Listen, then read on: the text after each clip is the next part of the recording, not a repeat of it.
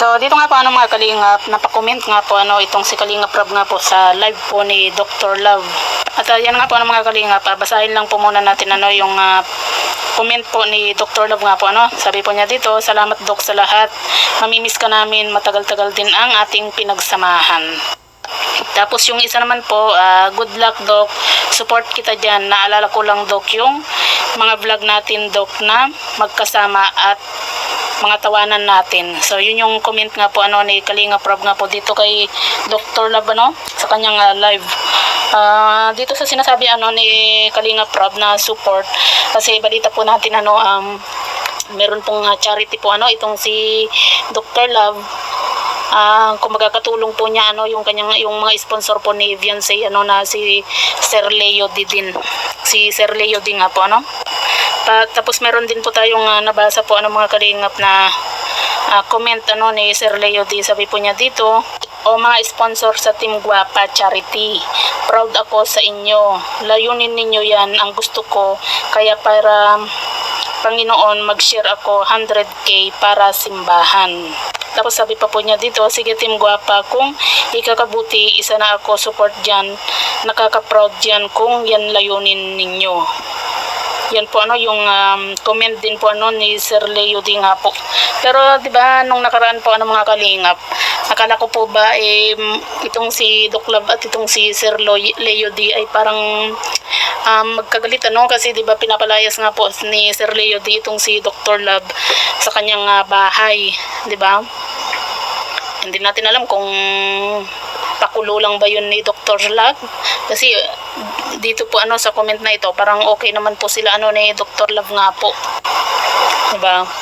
Hindi rin natin alam kung matagal na bang balak talaga ni Dr. Love na magkaroon ng bagong grupo, kaya ganyan yung nangyari, diba? Kasi biglang parang nag-iba itong si Dr. Love, pero syempre nandun na kumbaga sabi nga ni Kalingap Rob, support nga po siya dito kay Dr. Love nga po sa kanyang pag-charity nga po. Pero yun nga po mga Kalingap, sana wala na pong bangayan sa magkabilang panig nga po, kumbaga wala nang parinigan sa magkabilaan para okay na kasi magkasundo naman na po at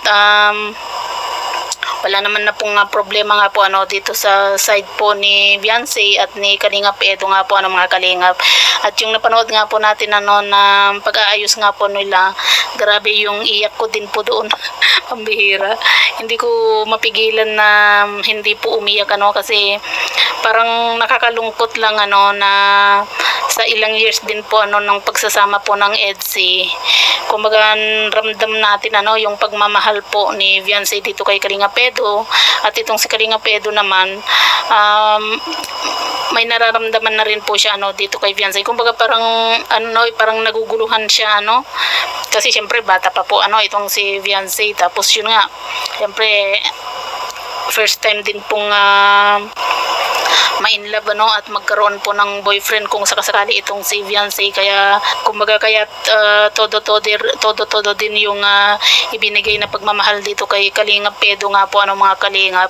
Pero yun nga, nakakalungkot lang kasi syempre sa ganun nagtapos po yung EDSI, pero malay naman po natin mga kalingap bandang huli magkaayos naman po sila, tapos yun nga ligawan ni Kalingap Edo itong si Viancy, diba? Lalo na at meron pong Korea pa po kumbaga sana mapag-usapan po nilang mabuti kung po yung mga hindi po nila pagkakaunawaan nga po, kasi kulang lang po sila sa communication nga po kasi katulad po niyan, di ba?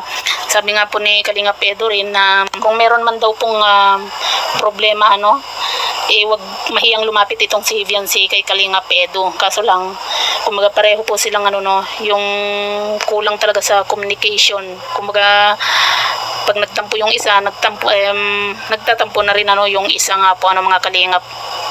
Pero yun nga po mga kalingap, parang dun sa pag-uusap nga po ni Kalingap Edo at ni Viancy, kahit na ganun, kumbaga lalo na nung pinag-shake hands po ni Kalingap nga po yung dalawa, parang bumalik yung dati na masaya lang, di ba? Kaso lang yun nga po mga kalingap, talagang wala na po tayong mapapanood po na EDSI nga po. mga nakakasad lang, 'di ba? Kasi kita nyo, 'di ba, doon sa part na yun, kumbaga nandun talaga yung kilig, ano, sa dalawa. Talagang may chemistry po talaga silang dalawa nga po, ano. At yung nangyari naman po, ano, mga kalingap, siguro hindi rin naman po kagustuhan, ano, ni Kalingap Edo, kasi pareho naman po silang nagmamahalan, 'di ba? At saka siguro kumbaga naranasan na rin naman na po natin yung ganun, ano, pag first time na ma-in love, kumbaga hindi maiiwasan yung nandyan yung mahalikan ka, mayakap ka, 'di ba? Kumbaga itong Kalingap Edo hindi nakapagpigil, ano. Kasi kung mapapansin naman natin si Kalingap Edo sa mga vlog, 'di ba? Kung gaano siya ka-conservative dito kay Viancy nga po, ano. Sayang nga lang po, ano, mga kalingap, kasi wala na po tayong mapapanood. Kumbaga talagang nakakamiss, ano, yung EDSI. Pero sana sa pagpunta po nila ng Korea, bumalik ulit, ano, yung dating samahan po nila. Kahit na kung hindi man po maibalik yung dati, ano, kahit bilang magkaibigan na lang, ano, kasi syempre sa tagal din po ng kanilang pinagsamahan nga po, ano. At yun nga po, ano, mga kalingap, meron nga pong bagong grupo na nga po, ano, itong si Dr. Love, at yun po yung Team Guwapa nga po, ano. At mukhang supportive din po, ano, yung mga sponsor nga po ni Viancy, ano, dito sa pagcha-charity po ni Dr. Love. Isa na po dyan si Sir Leo D at saka si Ma'am Odette nga po, ano.